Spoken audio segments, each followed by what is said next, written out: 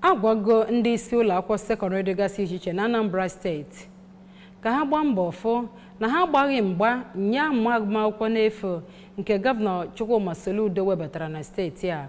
Onye isi oche Post Primary School Service Commission PPSAC ọkammụta nke Chikediogwu nyere ndụmọdụ a n'oge nzukọ nhazi tamụ nke abụọ nke afọ 2024 mụtara afọ 2025 enwere na Community Secondary School Ọgbụ. Gere ebe akụkọ ka o si wee gaa.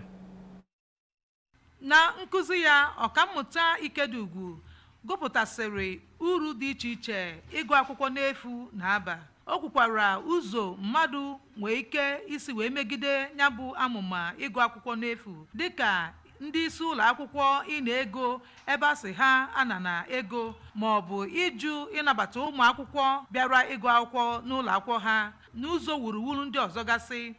O kwukwara mkpa ọ dị ịhụ na amụma ịgụ akwụkwọ n'efu ahụ nọgidesiri ike site na irube isi nye iwu niile gọọmenti wepụtara gbasara ya.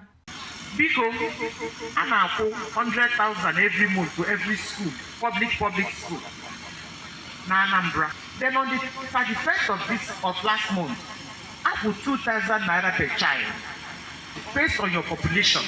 Onye na-esota onye isi oche PPSSC bụ ọkammụta Naomi Samuel mgbe ọ na-akụzi ihe na isiokwu bụ mkpa imerụ ihe n'oke gbasara agụmakwụkwọ na Anambra. O kwuru na imerụ ihe n'oke dị ezigbote mkpa n'ebe ịgụ akwụkwọ dị, n'ihi na ọ na-enye aka idozi omume mmadụ, wee kwuo na ewepụ imerụ ihe n'oke na ọtụtụ ndị mmadụ a ga-eru n'ogogo ha nọ n'ụbọchị taa.